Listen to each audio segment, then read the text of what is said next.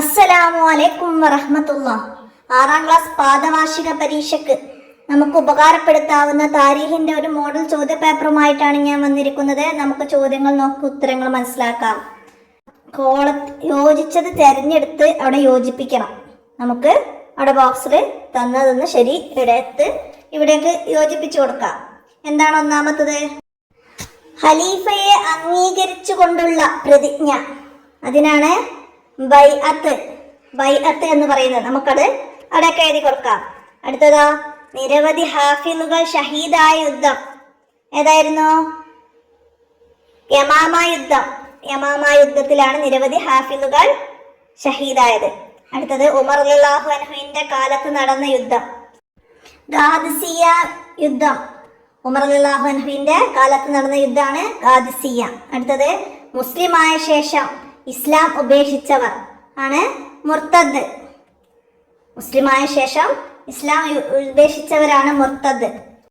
കഠിന വരൾച്ചയുടെ കാലം, അതാണ് ആമുർ റമാദ്. പ്രസിദ്ധമായ ക്ഷാമവർഷം ആമുർ റമാദ് എന്നും പഠിച്ചിട്ടുണ്ട്.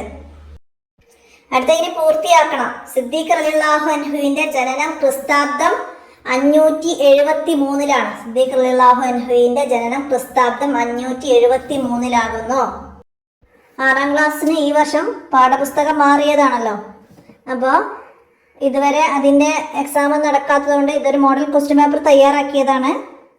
അപ്പോൾ ഇതുവരെയുള്ള ചോദ്യത്തിൻ്റെ ഉത്തരങ്ങൾ ഞാൻ പറഞ്ഞു. എൻ്റെ കയ്യിൽ 6ാം ക്ലാസ്സിൻ്റെ പുതിയ ബുക്ക് ഇല്ല. അതുകൊണ്ട് ഇനിയുള്ള ചോദ്യങ്ങൾ വായിക്കാം. ആൻസർ കറക്റ്റായിട്ട് പറയണമെങ്കിൽ നമുക്ക് പാഠപുസ്തകം ഇല്ലാത്തതുകൊണ്ട് ഇൻഷാ അല്ലാഹ് നമുക്ക് ചോദ്യങ്ങൾ നോക്കാം.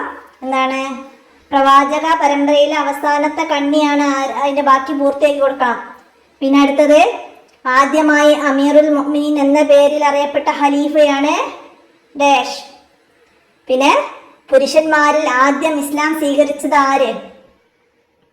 ഇതൊക്കെയാണ് അവിടെ നമ്മൾ പൂർത്തിയാക്കി കൊടുക്കേണ്ടത്. പിന്നെ 2 വീതം എഴുതാൻ വന്നത്, ഉമർ റളിയല്ലാഹു അൻഹുവിന്റെ ഭരണകാലത്ത് ഇസ്ലാമിലായ രാജ്യങ്ങൾ 2 എഴുതണം. പിന്നെ അബൂബക്കർ റളിയല്ലാഹു അൻഹുവിന്റെ ഭരണ നേട്ടങ്ങള്, പിന്നെ കള്ളപ്രവാചകന്മാർ എന്ന് പറഞ്ഞ രംഗത്ത് വന്നവർ ആരൊക്കെ, ഇതൊക്കെയാണ് 2 വീതം അവിടെ എഴുതി കൊടുക്കേണ്ടത്. പിന്നെ നമുക്ക് ഉത്തരം എഴുതാനാണ്. എന്താണ്? സഹാബികൾ ബനു സായിദ ഗോത്രക്കാരുടെ പന്തലിൽ യോഗം ചേർന്നത് എന്തിനാണ് എന്നതാണ് എഴുതേണ്ടത്. പിന്നെ സിദ്ദീഖ് റളിയല്ലാഹു അൻഹുവിന്റെ ആദ്യ നാമം എന്തായിരുന്നു? അടുത്തത്, ഖുർആൻ സമാഹരിക്കാൻ ഖലീഫ നിയോഗിച്ച സഹാബി ആരാണ്? അതാണ് എഴുതേണ്ടത്. പിന്നെ തബൂക്ക് യുദ്ധത്തിൽ ഉസ്മാൻ റളിയല്ലാഹു അൻഹു നൽകിയ ദാനം എന്തായിരുന്നു?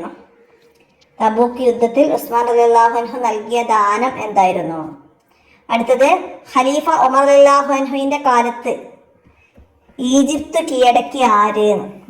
ഉമർ റളിയല്ലാഹു അൻഹുവിന്റെ കാലത്ത് ഈജിപ്ത് കീഴടക്കിയത് ആര്? ഇനി വ്യക്തമാക്കാനാണ്. അബൂബക്കർ റളിയല്ലാഹു അൻഹുവിന്റെ ഭരണകാലം അത് വ്യക്തമാക്കണം. പിന്നെ യമാമ യുദ്ധം നടന്ന ഹിജ്റ വർഷം, അത് 2 വ്യക്തമാക്കണം. പിന്നെ ആര് പറഞ്ഞു എന്നാണ്. എനിക്ക് വഹിക്കാൻ കഴിയാത്ത ഒരു ഭാരമാണ് നിങ്ങൾ എന്നെ ഏൽപ്പിച്ചത്. ഇതാരാണ് പറഞ്ഞത്? എനിക്ക് വഹിക്കാൻ കഴിയാത്ത ഒരു ഭാരമാണ് നിങ്ങൾ എന്നെ ഏൽപ്പിച്ചത്. ഇതാരാണ് പറഞ്ഞത്? അതുപോലെ അടുത്തത്, ഇന്ത്യയിൽ ഞാൻ ആഗ്രഹിക്കുന്നത് ഖലീഫ ഉമറിന്റെ ഭരണമാണ്. ഇതാരാണ് പറഞ്ഞത്? പിന്നെ അടുത്തത്, നബി സല്ലല്ലാഹു അലൈഹി വസല്ലമ ചെയ്യാത്ത കാര്യം ഞാൻ ചെയ്യുകയോ? ഇതാരാണ് ചോദിച്ചത്? അതൊക്കെ അവിടെയൊക്കെ ആ പേരുകൾ എഴുതാണ് വേണ്ടത്. ഇനി പൂർത്തിയാക്കാനാണ്.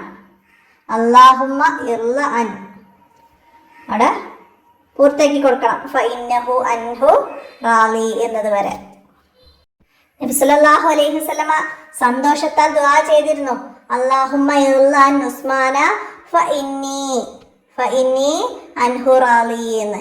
അല്ലാഹുവേ, നീ ഉസ്മാനെ തൃപ്തിപ്പെടണം, അദ്ദേഹത്തെ ഞാൻ തൃപ്തിപ്പെട്ടിട്ടുണ്ട് എന്ന്. അപ്പൊ അതുപോലെ പാഠഭാഗങ്ങളൊക്കെ മനസ്സിലാക്കി അതിൽ നിന്നുള്ള ചോദ്യങ്ങളൊക്കെ മനസ്സിലാക്കി പഠിക്കണം. ഇത്രയാണ് ഈ ചോദ്യ പേപ്പറിലുള്ളത്. അപ്പോൾ നിങ്ങൾ ഇതൊക്കെ ഉപകാരപ്പെടുത്തണം, കൂട്ടുകാർക്കൊക്കെ ഷെയർ ചെയ്തെടുക്കണം. നമുക്ക് അടുത്ത ചോദ്യ പേപ്പറുമായി അടുത്ത വീഡിയോയിൽ കാണാം. അസ്സലാമു അലൈക്കും വറഹ്മത്തുള്ളാഹി.